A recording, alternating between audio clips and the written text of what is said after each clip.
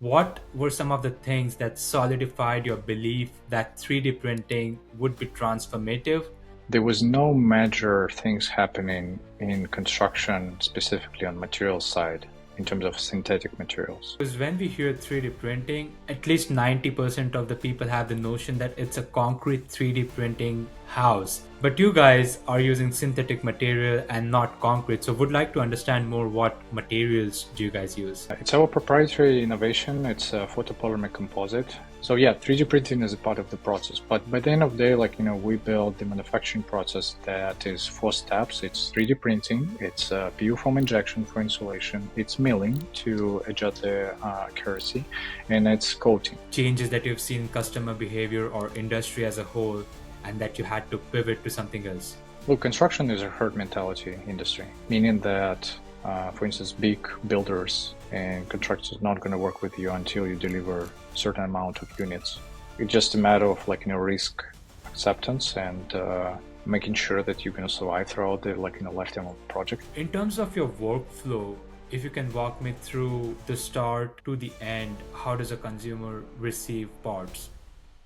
In this episode of Constructing Tomorrow, we have Alexey Dubov. Alexey is the ex-Chief Innovation Officer of Mighty Buildings and the founder of BuildTech VC. Mighty Buildings is an advanced manufacturing and material science company delivering sustainable building solutions. In this episode, we discuss the manufacturing process involved with 3D printing panels, what makes synthetic materials a good alternative to traditional construction materials, how positioning of a startup company is critical to raise funds and acquire customers, when and how to pivot business models for scalability, how to navigate regulatory approvals for new construction technologies, the current market competition in 3D printing industry, and much more. With that said, I bring you Alexey. Hi, Alexei. Thanks for being here and welcome to the podcast. Hi, Siddharth. Super excited for this one. And let me start off here. You have such an impressive portfolio and your professional career. You have your background in manufacturing and robotics. You founded 6 companies, 2 successful exits, and currently the CIO of Mighty Buildings. And you also have BuildTech, which is your VC firm, which you run on the side. Let me start here. How do you manage your time effectively? Interesting question. Okay. I think it's a very important emphasis on what do you consider effectively, right? Because let's put it this way. I think more work will generate just more work. But at the end of the day, in terms of being effective, meaning to essentially focus on things that matter right now in this given moment. And it might be related to the current problems or obstacles that are immediate, or execution on certain things that are related to the future vision. But at the end of the day, it's doing what's important right now. It's the most important thing. And but the flip side is understanding that for me, it's impossible to be on top of everything. Right. So for some people, effectiveness meaning zero inbox, or all the tasks in sprints are done on time and so on. You know this, right? And specifically for project management, also deadlines, always pressure. Whenever doing multiple things, it's more about looking for synergies, looking for the right momentum and right things, and making sure that my attention, my efforts going towards something where I feel like this is the moment when it can be executed faster, or getting the best desired outcome. The same thing I apply to my management style, because a management style, I typically look for people and people who are excited or really passionate about certain problems. In some cases, I might not agree with the idea or the problem, but I will give it green light because I see the passion. I think the passion will succeed, and people, at least there are 2 outcomes. If the person is passionate about something, they either will fail but learn.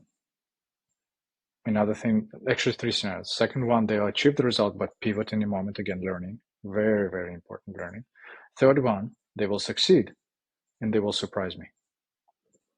Because, for instance, I was in a disagreement with this, but that's why passion. That's why, we do startups, right? A lot of people are saying like, you're crazy. No one needs it, right? It's not gonna work. Come on, it's been like this for 30 years. Why are you trying to change it?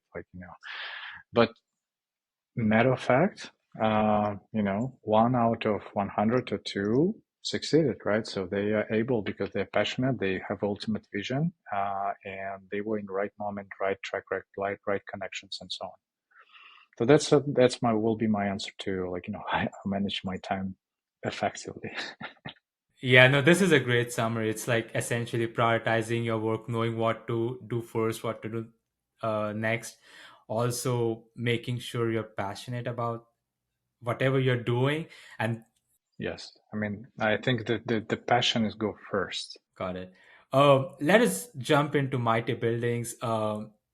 You guys started back in 2017, and I wanted to understand back during that time, what were some of the things that solidified your belief that 3D printing would be transformative compared to other methodologies out there, such as prefab construction?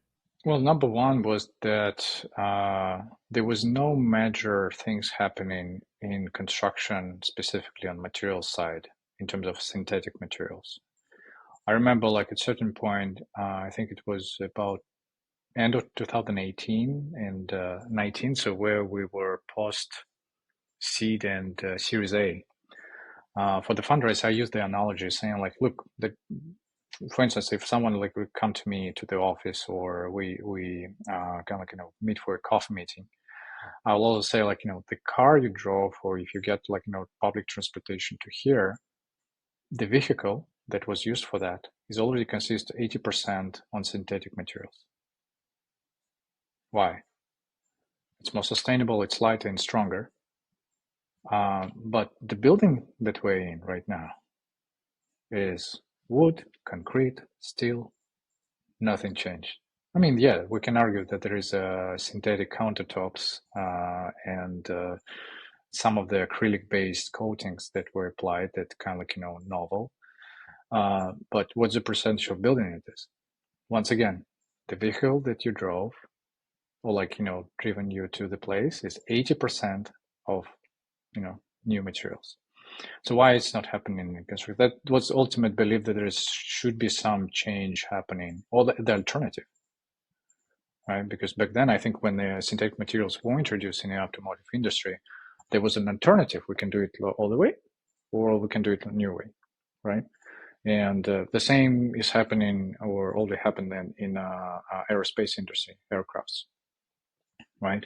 So all these industries are actually transforming. Let's say, like in construction, there's also going to be more choice to be done. Like you can use standard, like I-beam from steel, or like light gauge steel, or then there will be like affordable, maybe slightly more expensive, cheap material, but the advantage is going to be, let's say, weight, durability, sustainability, carbon intensity, all the stuff. And I think it's very important for people who are involved in construction to have these different options that they can apply. Mm. This is interesting because when we hear 3D printing, at least 90% of the people have the notion that it's a concrete 3D printing house. But you guys are using synthetic material and not concrete. So would like to understand more, what materials do you guys use? It's our proprietary innovation. It's a photopolymer composite. Throughout 7 years, we actually introduced 3 generations of material. I prefer to consider and position the company as a material science company rather than 3D printing company. At certain stage, I remember we were at stealth mode until late 2020. And I remember doing our marketing, communicating to customers. I was curious with my team, and I was saying like maybe people are just agreeing to go in project with us because we doing 3D printing. So within a week, I asked my design team and so on, remove all wording related to 3D printing from all the brochure, all the communication, all the materials. And I actually sit it next to the salespeople talking on the phone, and I'm like, hey, you mentioned 3D printing. No. So within the months, that was like, my kind of like time box for the experiment. We were able to close the same amount of deals compared to using 3D printing in the wording or not. So yeah, 3D printing is a part of the process, but by the end of the day, like, we build the manufacturing process that is 4 steps. It's 3D printing, it's PU foam injection for insulation, it's milling to adjust the accuracy, and it's coating, right? 3D printing is only one. Yes, it's a base, it's applying the material, but the other three as important as the first one, because what we get out of the factory is the final product.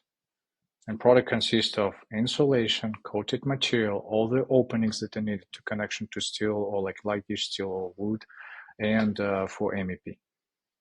Without it, 3D printing on its own is just not enough. Hmm. That brings up a great point because I wanted to ask, like, this proprietary material that you have, how does it compare with concrete in terms of strength? It's 4 times stronger, lighter. Oh, interesting. I was saying, like, what makes it stronger? Like, is there any other uh, things in the assembly that makes it stronger, or the material in itself is stronger than concrete? There are multiple things that go inside. As you know, the concrete need to be reinforced. Typically, like if you see 3D printing with concrete, it goes with rebars, like each in like 4 or 5 layers and so on. It's done manually. I know that some of the people probably like automating this process. That's great. Also, the aggregates should be applied for adhesion. And that's done in majority of cases manually, but that's fine. Like, I think it's for concrete, for certain use cases, concrete 3D printing with concrete is actually excellent use case. Excellent, way of doing it. For us, again, when I talk, I mostly speak about the product. Product is a panel or like on a segment or 3D printed segment. So then how to achieve the superior characteristic compared to like just 3D printed concrete or just concrete. First, is more complex geometry. So inside of our panel, for instance, we have specifically designed certain amount of layers that are like on the top and on the bottom, so we can withstand the hurricane category 5 at the maximum that hit Florida. So that's why we are compliant with the regulation in Florida for deployments in Florida. Second one is we use glass fibers as a mixture, so we don't need to incorporate any reinforcement as we print. Third one, the material has some flexibility and ability to get back, so it doesn't crack. We even had like the video of testing where like the pressure applied and it's almost like the beam was like this before it's got like to the to kind of like break point, but it was way more than concrete in terms of the strengths. So that's how we achieve it. Another ultimate thing is because of these characteristics, in majority of cases, we don't need to have superior kind of strengths. We just need to achieve the same strengths compared to concrete. If again, if you decide as an alternative, I need to have this building and I have an option to do it with concrete, or I have an option to do it with a photopolymer composite from Mighty Buildings. So in this case, for if buildings, Mighty Buildings, it's less material compared to concrete, right? And I think dematerialization in terms of being able to build more with less is very appealing to this. And that's another point that we were after at Mighty. So you mentioned about panels. So are these like the structural panels? So is it like you wouldn't build the entire house, but you would build certain elements such as panels which are 3D printed? And if you say you are doing, say, a structural panel, how much percent of the entire house would be covered with this panel? It's going to depend on the design. Um, I think the average was between 40% to 60%. So with design, so does anyone eh, like with design, can anyone bring in the designs and then Mighty Buildings would do in-house customized panels according to that, or you have set parts dimensions and pieces that you provide? Yeah, we used to have like a very fixed amount of like SKUs that we offer. Typically, it's more than enough for most of the design to be incorporated. Um, there are capabilities to introduce more designs or like some custom things based on the project. But again, by the end of the day, it's a question of the volume, right? If it's a big volume, obviously it can be done and we can achieve the unit economics that makes sense. If it's not a volume and it's like one-offs, then the cost will go significantly up. And then the question, like the overall project will make sense with these custom designs. But it's applicable to any kind of material, any kind of manufacturing process, right? Typically, when they speak about prefab, they have certain capabilities and sizes that they can provide, right? And if there are custom pieces, they need to be done in the design, then it's cost extra. Right. In terms of your workflow, if you can walk me through the start to the end, how does a consumer receive parts? What's the first step? First step to engage with the team, it was to engage with the team on the design phase. Probably by that time, it will be great to have engineer of record on board and architecture of record. Later on, so once the design is fixed and everyone's saying like go on, so while supply chain and procurement, I mean permitting obviously, right? So then permitting process, if it's required, next phase is to engage with contractor. For contractor, Mighty Buildings had a team that are capable of kind of doing training. It's quite straightforward. It's like an assembly process, connecting to anchors and just alignment. The next phase is technically just support during the construction phase, and that's where the quality team from Mighty will engage. Again, the training team will come first to ensure that the first set of panels are installed correctly, and after that, it's typically just a reporting with photos and some forms being filled out, and there is a final check. That's it. So nothing else. Interesting. So it's not as different from like a traditional home building supply chain or stakeholder perspective. So, say if you are supplying all the 3D printed structural panels and there's still general contractor involved, so would you come under them as a subcontractor, or how does that work? No, no. It's just as a supply and manufacturer. Similar to like let's say seat panels. So, so installation would be done in-house by you guys, or does it have to be done by someone else? No, that contractor, like Mighty team from Mighty will come as they train to do the work, right? So there is a learning curve to that. So for the first first two projects, again, depending on the size of the project, but if we talk about single family home and villa type of buildings, the first project probably going to be 60-80% supported by the team from Mighty. Showing just that's how it's supposed to be done. That's how it's proper way to installation. Next one probably is going to be 20% involvement. Then it's more or less hands off. So it is a B2B model and not B2C then. Yeah, B2B, pure B2B. We started with B2C, but B2C that we started was very different. It was sort of like introduction of 3D printed elements inside of the building for the first time ever.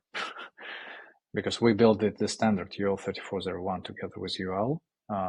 We also done some participation and contribution to ASTM standards.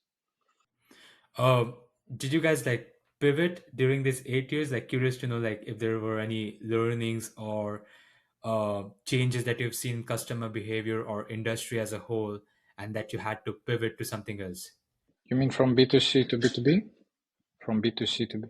Yeah, or the business in general as well. Yeah, from B2C to B2B. Look, construction is a herd mentality industry, right? So, meaning that, for instance, big builders and contractors not going to work with you until you deliver certain amount of units. It's just a matter of risk acceptance and making sure that you're going to survive throughout the lifetime of the project. If we talk about let's say development of hundreds of units, right? So any builder or developer will prefer to see the company previously built at least 50 or something like that, right? So it's not like they built like 2 homes a year, and now they want to build 100.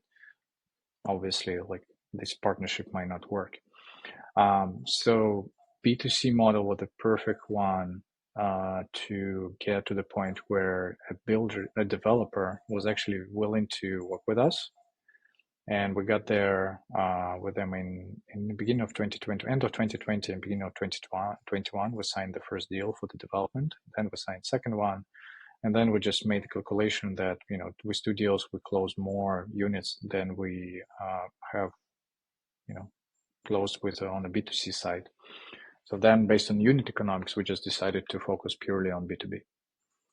Got it. And so I'm assuming everything is probably in, like, there's no on-site construction, everything is off-site, all your panels and everything.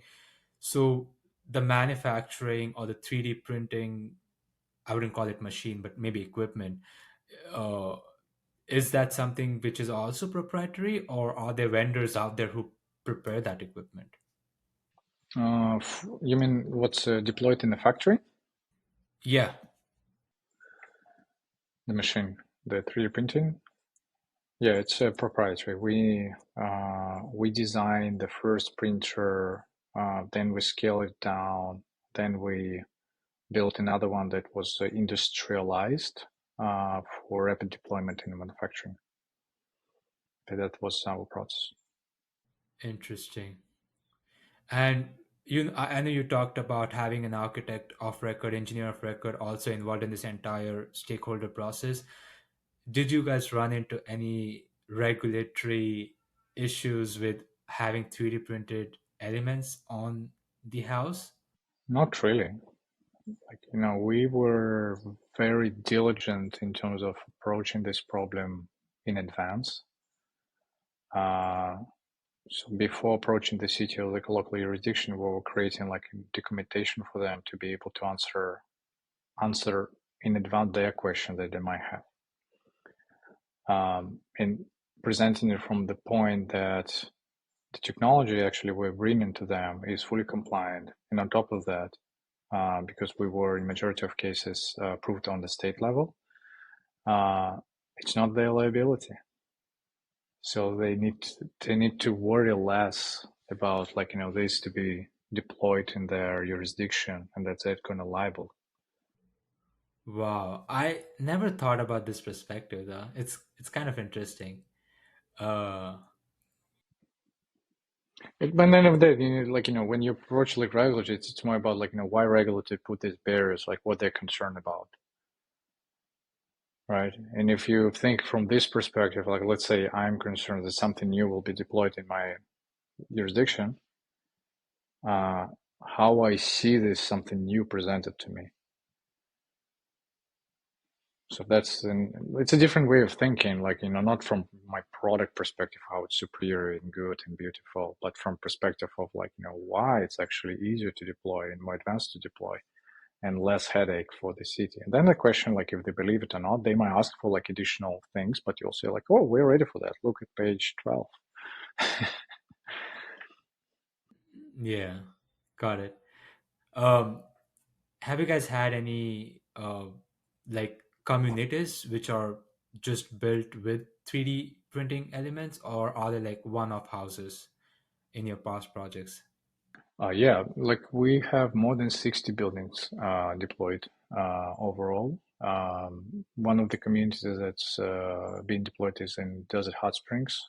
It's you can Google for Desert Hot Springs Mighty Buildings. It's zero net energy community of 40 homes.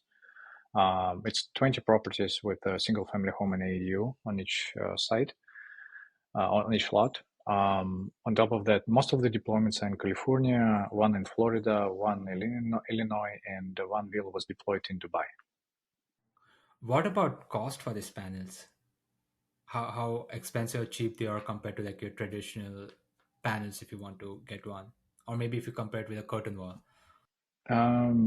It's more expensive, but I think the thing is, uh, it's a quality and design kind of like versatility. Those are very important. So the quality, the material is considered synthetic stone, and the lifespan of the material is more than 50 years. So that's why, like, it's more expensive, but on the other hand, there is a lot of other advantages. Got it. So, I mean, I understand from a perspective that it is a superior product and would have certain premium, but from a consumer's point of view, why would they go for more expensive product? Again, I don't really know what the difference looks like, but from their perspective, apart from obviously getting something new and having a different house in the community, what are certain other things that you've seen? Uh, let's put in a different buckets, right? So we know that a lot of stakeholders are involved in the process. So number one, let's say contractor. Why it might be interesting for owner and the contractor. The use case built for sale. So someone is building and selling it. So in this case, for the contractor and the owner, the speed of deployment is very attractive. Because it can be assembled faster. When panel being shipped to the site, it's fully finished on the exterior and semi-finished on the interior, right? The weatherproofed envelope can be completed within days. So that's a major advantage. It's actually cut off some expenses if people are betting on a construction loan. So in this case, they save money on just reducing the amount of time that's like, toward the end of the construction process. Second one is, again, speed. Quality is also important. Third one, the second one in this case for the buyer who is going to be using this, it's very, so one thing is, again, less maintenance. Second one is thermal efficiency. So less energy being used to have the same, like, designed temperature in the building. So that's why, for instance, in Desert Hot Springs, we have easily deployed, and it's considered zero net energy community. The same, it's built in Dubai, and it's very easy to maintain. Yeah, for those owners and builders who are built to rent, they actually typically keep some money to maintain the building, so they can cut off portion of it and not having it as a cash kind of like ready for maintenance, and reallocate it toward the earlier in construction and save throughout the lifetime when they hold this as asset. Um, so that's another advantage. Those are the main advantages to use this technology rather than traditional. What about competitors for Mighty Buildings? Are there any? I think Icon is one, which is also into 3D printing, right? Yeah, but again, look, you're comparing it to 3D printing. It's a material science company, yeah. Yes, it's a material science company, and like we do, Mighty Buildings produces panels, prefabricated panels. So it's that's why, like, 3D printing is a part of the process, not the, like, the thing that you compare. Not the whole four step. Yeah, it's obviously, like, I think the competition is in the industry and just in general to whatever broadly is available. It's a traditional way of construction, it's traditional materials, other prefabricated panels. We talked about material science so much. Are there any other product lines which you guys are innovating right now? No, I mean, Mighty Buildings, again, the focus was on 3D printing. I mean, the material as well as a building system. So we went through 3 iterations of building systems throughout 7 years. Got it. So what's vision for next 5 to 7 years? I mean, we'll see. The company are going through changes right now. It's been 7 years. The company was in business, so right now it's like, some other changes will be announced. I hope, like, pretty soon, and we'll see. For now, I cannot, like, as a founder, cannot tell exactly. No, understood. This was super insightful. If someone wants to learn more about Mighty Buildings, where they can reach out. I mean, it depends on the interest. Like in general, like go to the website. There is a form to reach out if it's more related to, I don't know. I'm quite open to speak with founders. Wearing both hands as a founder, experienced founder, as well as the investor. Feel free to reach out on LinkedIn. However, please note that I have a lot of messages on LinkedIn, but I typically prefer to be active. So if I find something interesting, I will try to respond. Perfect. Alexey, thank you so much for taking out time to do this. I personally learned a lot, and I hope listeners take out some value as well from this. Okay. Thank you, Sidhan.